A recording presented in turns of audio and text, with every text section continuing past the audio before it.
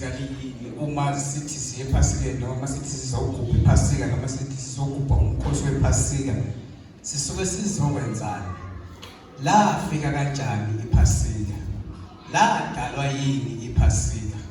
Haleluya. Sizoyiqala lapha ke bangcwele ekuthengisweni kukaJosefa. Haleluya. So uJosefa wathi uma exabene nabafowabo noma abafowabo bamzonda, bamdayisela abantu bakwaMidiyani bafika bamdayisela abaseGibhithe. Haleluya. Kanti uma bemdayisa uJosefa kuyoba khona indlala enkulu emhlabeni wonke jikelele. Haleluya. Igama lenkosi makho. Uma ke sekukhona le ndlala enkulu emhlabeni wonke jikelele, kwatholakala ukuthi ivision noma umbono kaJosefa wafika ekuthenini kuyoba khona indlala eyothatha iminyaka ewu7. Haleluya. So uJosefa wathi mayefika eGibhithe wafika nalelo phupho kuFaro ukuthi ukudla kule minyaka ewu7 kusukela manje kube kukuningi akulondolozwe ngoba kuzoza isikhathi emva kweminyaka ewu7 kuyoqala iminyaka ewu7 eyendlala. Haleluya. Ngize phasike njalo. Haleluya. Kamla kosibalibonga. Amen. Uma ke eseyiqoqile uJosefa yonke lento ebizwa ngokudla konke eGibhithe, kwaqoqela eGibhithe, yaphela iminyaka ewu7, uFaro wathatha uJosefa wamenza isikhulu noma ungqongqoshe wokudla kwangaleso sikhathi. Haleluya. Yathi ke mayisiqala ke indlala yale minyaka ewu7, ukudla sekungasekho emhlabeni wonke.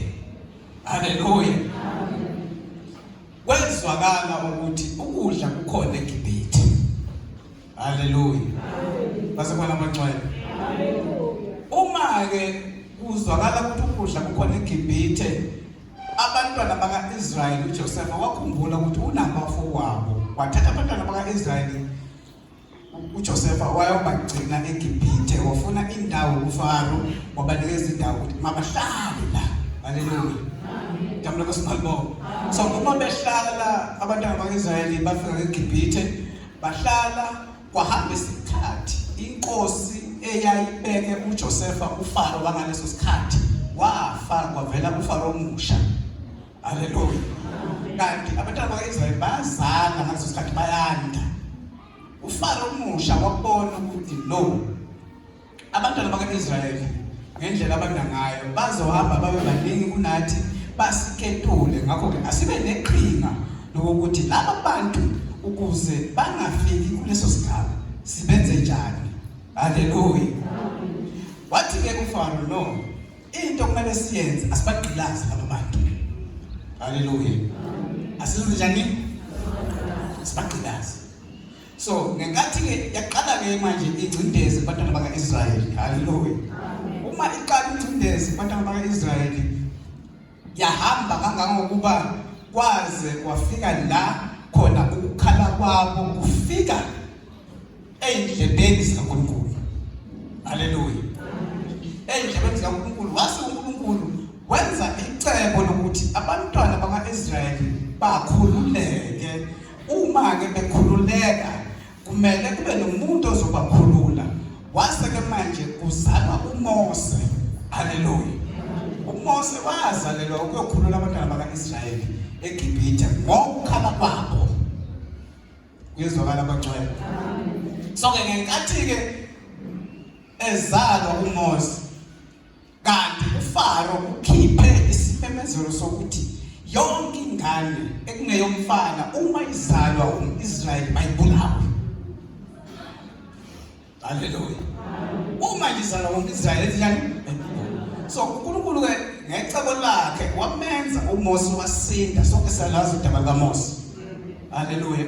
So uma esesindile uMose, wakhula uMose waba intandokazi emndenini kaFaro. Haleluya.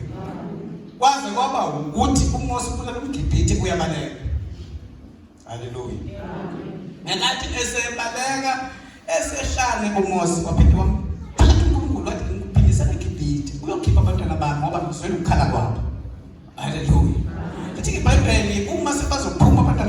Israyeli into uNkulunkulu amyala ngayo uMose wathi kuyo yonke indlu yakwaIsrayeli umndeni nomndeni mawuthathe iwundlu noma imvu okuyoba yona imvu yomhlatshelo ngoba ebusuku haleluya ingilosi yokufa izohamba ibulala amazibulo iGibhithe lonke haleluya ngakho ke uma ke izofika ithola ukuthi igazi elemvana noma igazi lewundlu libhiciwe eminyango noma kuma-doorframes aleyo ndlu ukufa kuyodlula kuleyo ndawo kambe nkosimalibonga so ke legama lithi iphasika laqala lapho ukuthi when the angel of death comes at night and finds the blood of the lamb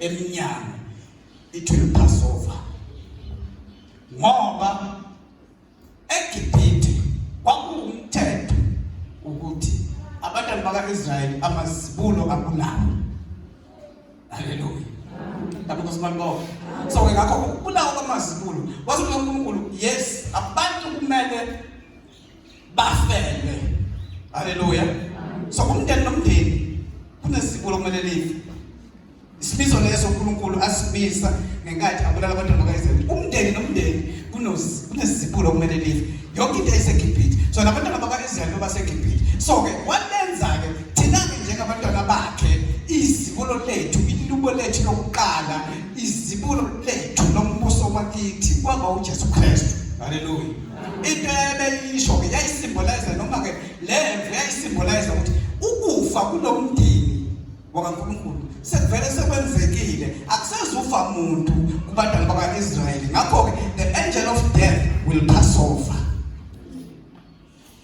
ngathi mqondo haleluya kambe nkosimalibonga so ingelosi yokufa lana kumele khona kwehla ukufa kuleyo ndawo sekufikile ngakho ke mayidlule haleluya kambe nkosimalibonga haleluya so laqala lapho ke iphasika uma ke seliqala iphasika wase uzoliqinisekisa ngoba lali kwakuyi symbol yokuthi uJesu uzoba iphasika lethu uma eseqinisekisa ke uJesu kuLuka 22 uma esehlezi nabafundi bakhe uthi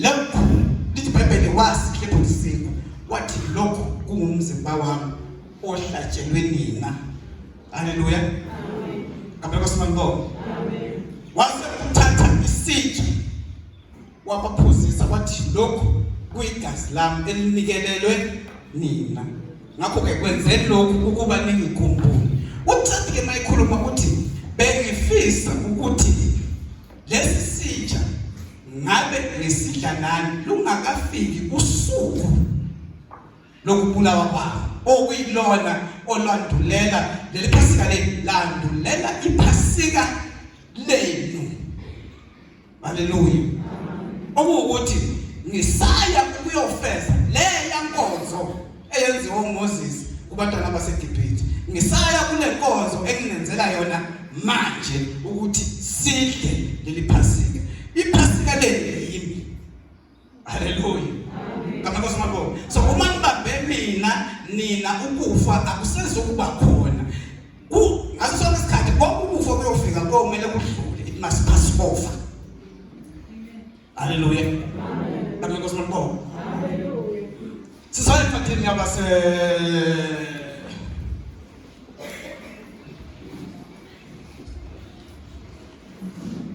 ngibona lapha kimi ehlanzi inhliziyo ngibona lapha kimi ehlanzi inhliziyo ngibona piwela lapha kimi Jesu ngibona piwela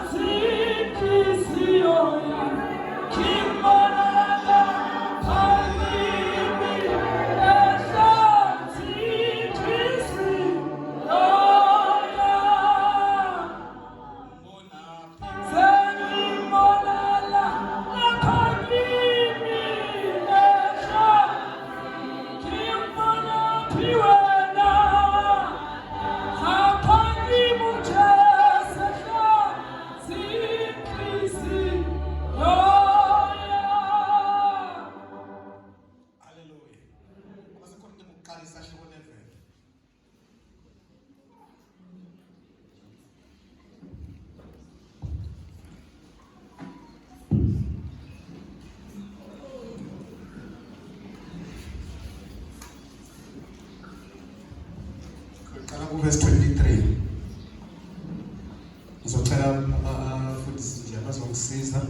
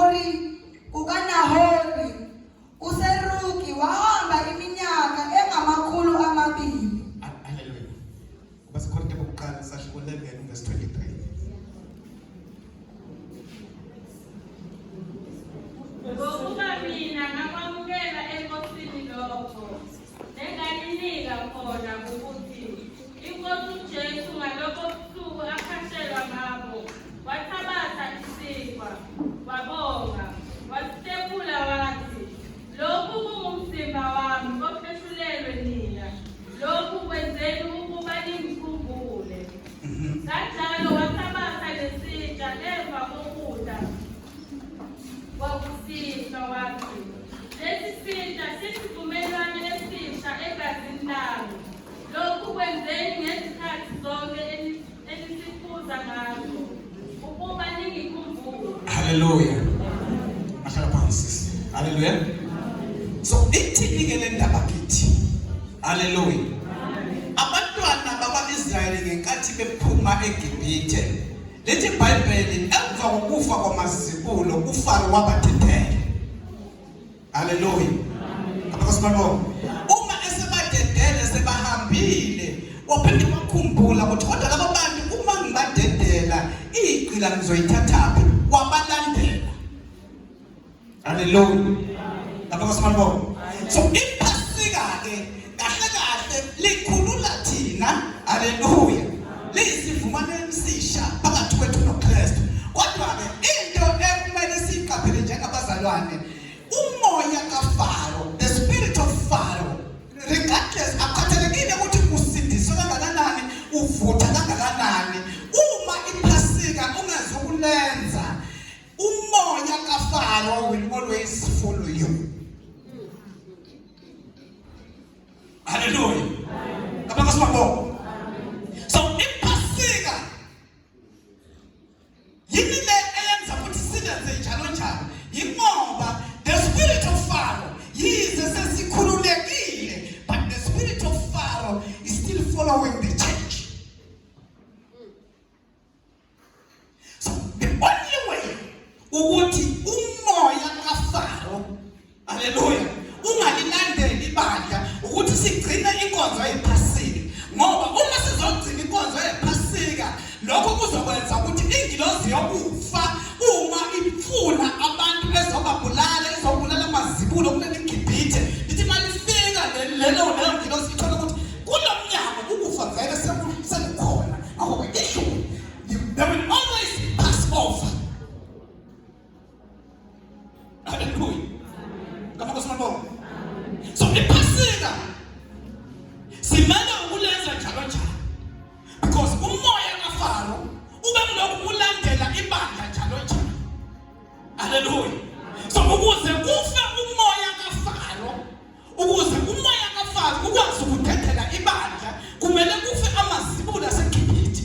Ngakho ke uma izibulo lifa, kumele kube khona thina into ebandleni njengebandla ezokhomba ukuthi kulo mndeni ukufa sekwafika. Ayikho indlela eyomkhombadela ukuthi ukufa sekwafika ngaphandle kophasika.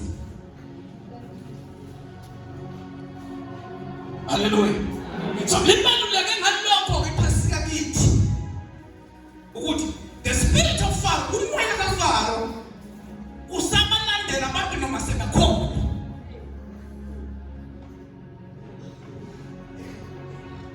Hallelujah.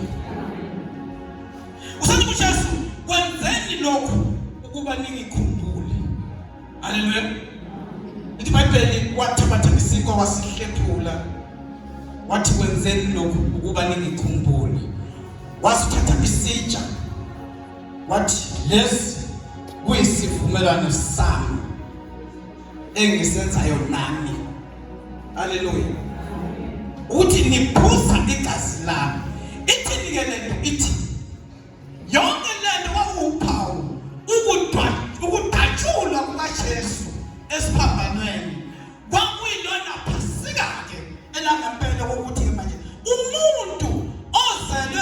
igazi lakhe akasoze aphinde afa. Haleluya. Amankosi balibonga.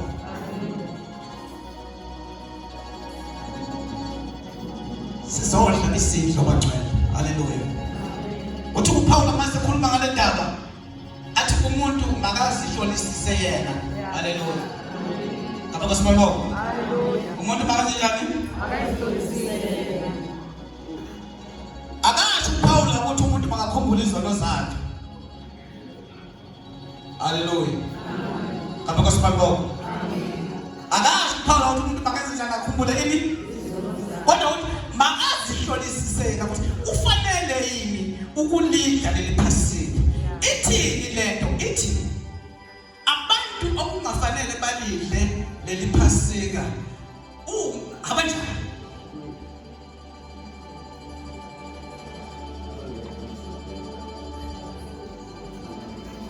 Mama lapha uJesu basikhuluma ngendaba yokudla.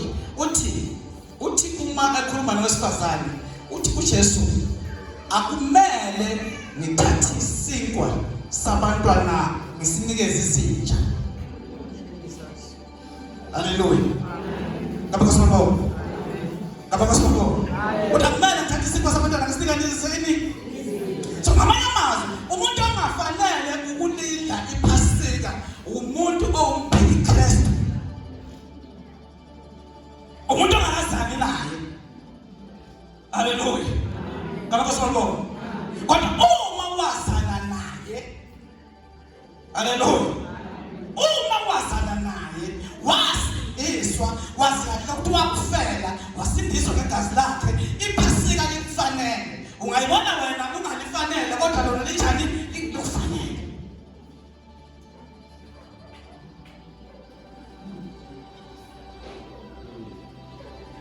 Haleluya.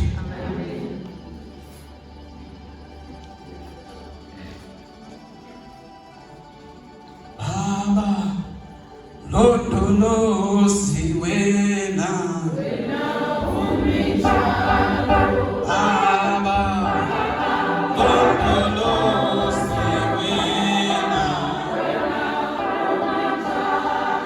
noma sikukulise wena noma sikukulise wena